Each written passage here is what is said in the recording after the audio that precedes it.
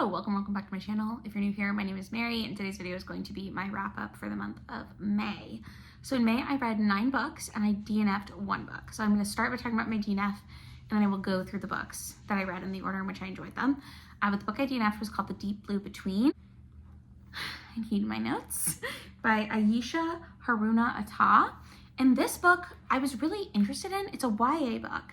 So already I knew, I'm 30. I already knew like maybe it wasn't going to be like totally for me. I'm not enjoying YA as much as I used to enjoy it. There are exceptions to that, as you will see, but it is a sister story, which I usually really like. And it reminded me in the description of another book that I read that I really enjoyed called Homegoing by Yaa Gyasi. And that book follows 2 branches of a family in Ghana after one branch gets sold into slavery and ends up in the US, and the other half stays in Ghana. And it's about the descendants of those people and how that impacts everybody's life going forward. And this book sounded similar, but it's not a multi-generational story. It's just about these 2 sisters. So you have these twins, and one of them is sold into slavery and ends up in the Caribbean, and the other one is in Ghana. I think it's still Ghana. Don't quote me on that. Actually, now that I'm saying that, I'm worried that maybe I'm just mixing it up with Yaa Gyasi too much. But the book opened very abruptly with one of the twins, and her sister was already missing. We didn't really get any background information into their relationship. I read the first 15% of this book before DNFing it, and it was very fast paced, which is not necessarily a bad thing, but it was kind of difficult for me to follow exactly what was going on. It just was a little too confusing and not exactly what I thought I was in for, but you'll have to let me know if you read the book and you liked it, how it was for you. 2 of the books I read in May were rereads. The first reread I had in May was of House of Hollow by Crystal Sutherland. This is a YA book, so that's why I said there are some YA that I still enjoy. This is like a dark fairy tale, kind of. It follows these 3 sisters, which again, sister relationship in books, something I usually love. But in this one, there's these 3 sisters who are on holiday with their family when they're really little, and they disappear, and they're gone for a month. And then they turn up back exactly where they disappeared, and there's something different about them. So like their hair ends up turning completely white and their eyes turn completely black. And one of the sisters, I think before she went missing, had lost a baby tooth, and when she comes back, the baby tooth is back. Not the adult tooth that like is supposed to replace it, but she has that baby tooth again. And so her parents know something's weird, but that's like what happened previously. And in the present day, the oldest of these sisters has gone missing again. And so it's about these other 2 sisters. I think the oldest is Gray, and then Vivi and Iris maybe are the younger sisters. I think that's right. And they are looking for their oldest sister, Gray, who has disappeared again. And it's fantastical and very dark and grim. And I love this book. I love the writing in it. I love the sister relationship because they're not like cookie cutter siblings. Like they don't all super get along all the time. They're like kind of forced to cooperate to find their sister. And I remember the first time I read this, the twist kind of came out of nowhere, but on reread, knowing what the twist is, it's fun to like pick up the clues for stuff like that. So yes, I really enjoyed this one. The other book that I reread, this is actually the 3rd read of this book. I reread this last year, and I read it for the first time several years ago. And that's Social Creature by Tara Isabella Burton. This is about, it's like toxic female friendship in the book. So it's about this woman, Louise, who is trying to be a writer in New York City. She's working all these odd jobs and just having a really rough go of it. And she ends up meeting this woman, Lavinia, who's much younger than Louise. And Lavinia just has this very glamorous lifestyle.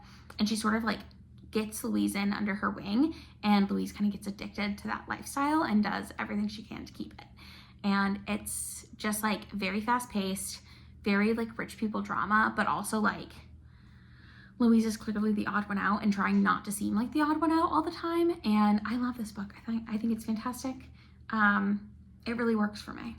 The lowest rated book I read this month was a nonfiction parenting book, so I'm not going to talk about it a ton, but it's called Hunt Gather Parent. I genuinely don't remember why I gave this 2.5 stars, but it was fine. Like overall, it's what I found with a lot of like parenting books that I've been reading is it seems like it's very much like take what you will use and leave everything else. So I do remember what this one was about. This one is about like 3 different cultures in the world where their parenting is basically better than parenting in the US. So one of them is like with Native peoples in Canada, maybe, somewhere up there, and like how they raise their children. One of them is like a tribe in Africa, how they raise their children. And then one of them is somewhere in South America, how they raise their children to be helpful. It might be Mexico, but Mexico's not even South America. I don't know. Somewhere south of the US, how they raise their children and how their children are more helpful than ours. And I think a lot of it has to do with the fact that like they have different culture there. And this is something that I've talked about with several of the parenting books that I've read that I found very frustrating, is parenting does not exist in a vacuum. Like your kids don't exist in a vacuum. You don't raise them in a vacuum. You raise them in a culture. And so they're going to pick up things from the culture that you're raising them in, just regardless of how you raise them. So that's just something to keep in mind. But there were some things in this book that I think are helpful. Like one of them is like, don't discourage your toddler or your child from helping you with things because they won't want to be helpful for long. So when they're really little and they want to help you do laundry, give them a shirt and let them fold it, and they won't really be folding it, but eventually you can take it and you can fold it. You can give them something else to fold and help with. And so it's things like that I think are helpful. But overall, again, just very much take what you learn from it and leave the rest. Now I'm going to talk about my 3-star reads. I guess in the order that I read them in. But I had quite a few 3 stars this month. One of them was You Must Not Miss by Katrina Leno. This is a YA book. It's a coming of age book. I think I would have liked this a lot more had I read it when I was more into YA. But the premise of this book is there's this girl who, her mother's an alcoholic.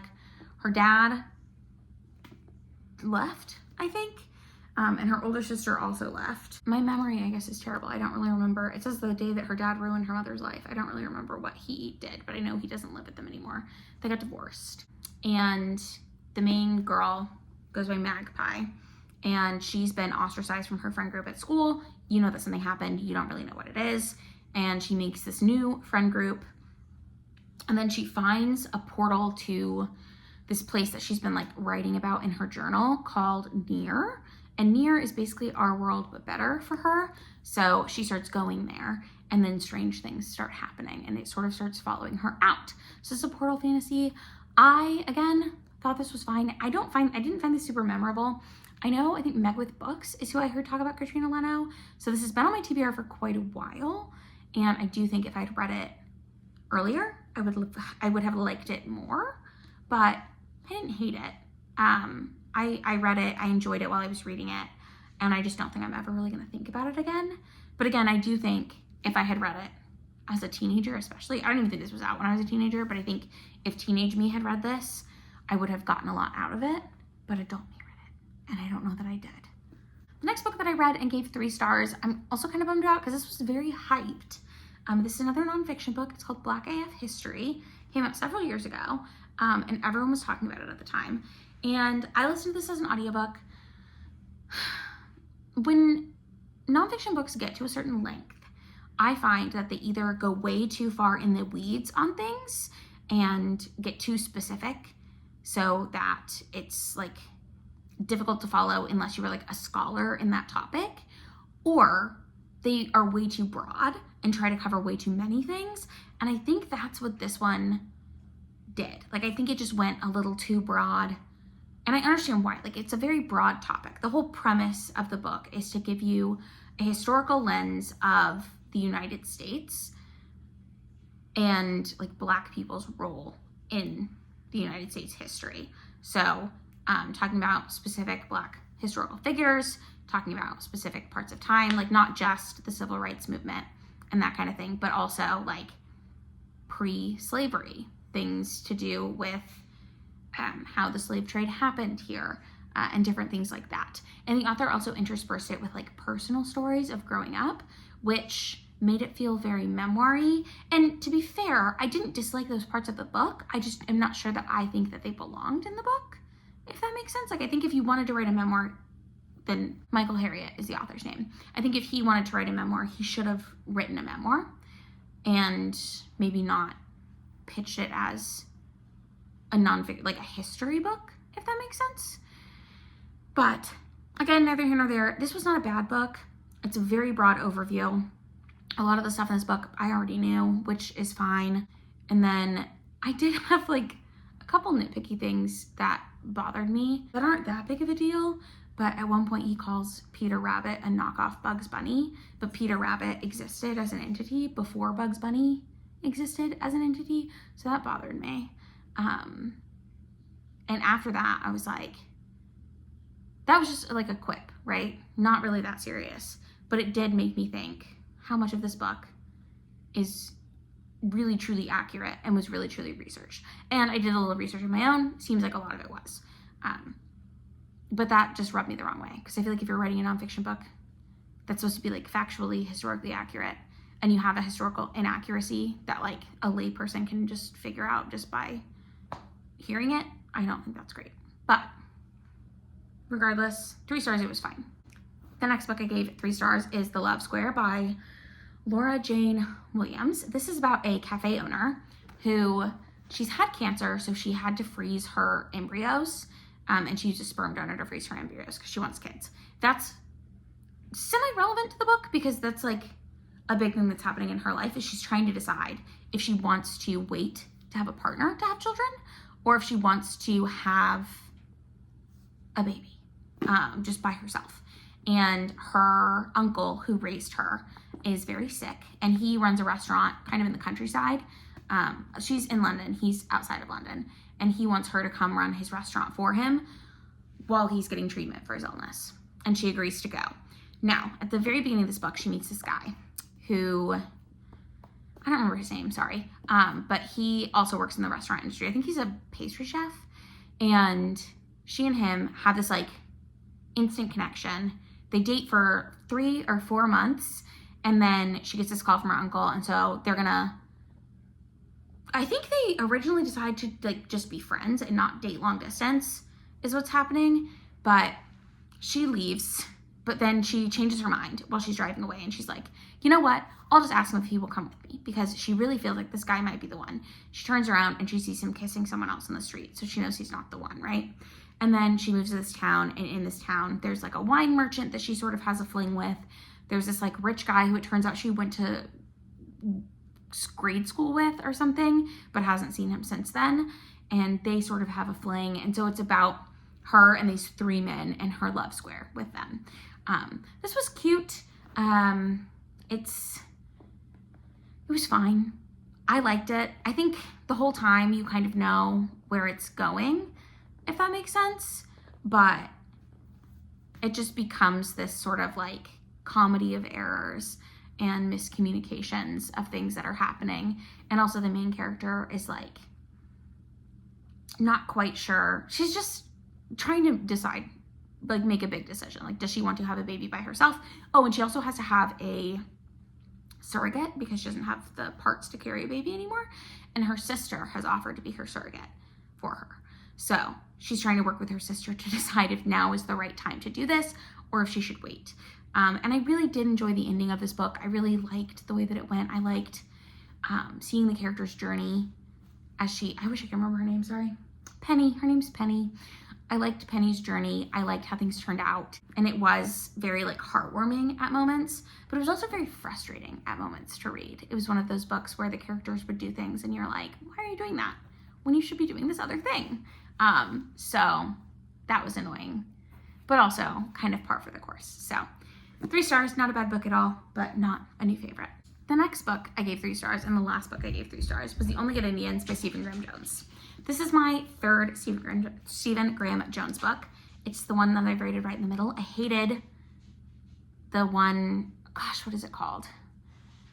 It's the book about Jade, and she's like obsessed with slasher movies, and there's like a murder on the lake. Do you know what I'm talking about? I can never remember what that book's called. It doesn't matter. I hated that book. I loved Buffalo Hunter Hunter, which I read or listened to earlier this year. Thought it was so fantastic. The storytelling was like amazing. The actual story was very interesting. I liked the like vampire vibe of it. I thought it was so good. This book I had really high hopes for. I had been told that I would enjoy this book, and unfortunately I just thought it was fine. Like, it just never fully came together for me. It also contains a lot of like graphic animal death and animal violence, and that can be hard for me to read sometimes. I don't know. It was a little difficult for me. But this one is about this group of men who 12 years before the start of the book, they go on this hunting trip, and they're hunting, and they end up in this part of the land that they're not supposed to hunt. That's like for the tribal elders, and they end up taking out all these elk. Now, years later, one of the elk is haunting them, basically is what's happening. So, very cool concept. Just overall not my favorite delivery method, I think. I had a hard time with the writing style in here, which might be just me and Stephen Graham Jones just don't get along. But I am glad that I finally read it. This has been on my TBR since 2020, I think. So it was time. I'm disappointed that I didn't love it as much as so many people do, but I'm glad that I've read it. And I think now that's all that's left is to talk about my 2 5-stars for the month. So the first 5-star that I have to talk about is The Favorites by Lane Fargo. I did purchase this, and it didn't come with a dust jacket. So I'm kind of bummed about that. I'm trying to figure out what I should do. It's not really a big deal, but it is annoying to me. And I'm sure, here's the thing, I'm sure it said on the website where I bought this from. I bought this from Thrift Books.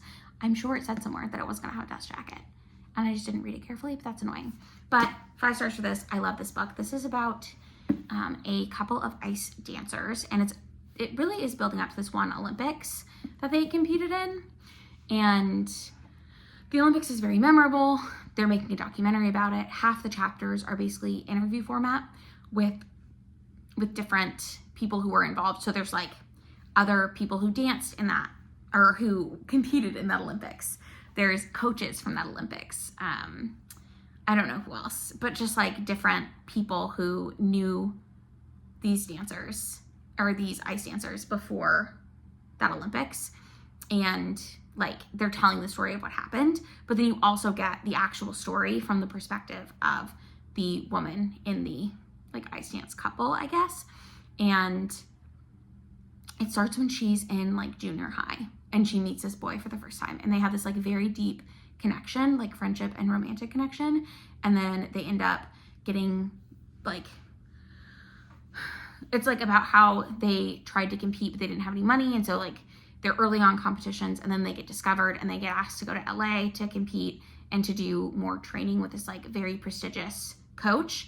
And so they go there, and it's just about how like all of these different things impact their dynamic and their relationship. And I loved this book. I like really could not put it down. I think this book did for me what Daisy Jones and the Six did for a lot of people. Daisy Jones and the Six didn't quite grip me the way that I wanted it to, and I hated the ending of that. And I truly think that this book was for me what Daisy Jones and the Six was for the masses. And I would love to see this book adapted. So I don't know if it's going to be adapted, but if it is, I will be watching it like nobody's business. And then the best book that I read this month, my favorite book that I read this month, was The Social Climber by Amanda Pellegrino. And this is another rich people drama book. So this is about a woman who is about to get married, and she is definitely marrying outside of her station, and you know that the whole time, but you don't really know, like, she's telling the story of how she got to that point. So we start, and she's this farm girl who's in a religious cult, and she gets out of the religious cult basically to go to college, but she goes to this very religious college. And then we know in present day, she's like an executive at this company. So you're kind of trying to figure out, like, how did she get to where she is? How did she meet her husband? Or her fiance? How did all this stuff happen? And then in the past timeline, you're being told stories of her college days, and she had this really good friend in college. And so it's just about like their friendship dynamics and then the present day dynamics that she has with everyone in her life. And she's building up to her wedding this weekend, and you know something's coming, but you don't know like exactly what it's going to be. And I loved this book. I ate it up. I really, truly thought it was fantastic. The pacing was really well done, in my opinion. The character work was really well done, in my opinion. The only complaint that I really have about this book is it's not really the big twist, but there's a smaller twist that, again, I can't talk about it because of spoilers, but like that I felt like the groundwork was never really truly laid. It's just like, as soon as this thing happens, it's like nothing happens. And then they're like, oh yeah, we wanted to show you this card too. And I didn't know that that was necessary. Or I wish that there had been more clues that was coming. But regardless, I love this book. I thought it was fantastic. And that's it. Those are the 9 books that I read and the one book that I DNF'd in the month of May. Let me know in the comments down below what you read in the month of May, and also let me know if you've read any of these books and how you felt about them. If you like this video, give it a thumbs up. If you would like to see more videos from me, you can subscribe. I will try to be posting more regularly. I think I did miss a week there. That was my bad. But I will see you in another video very soon. Bye!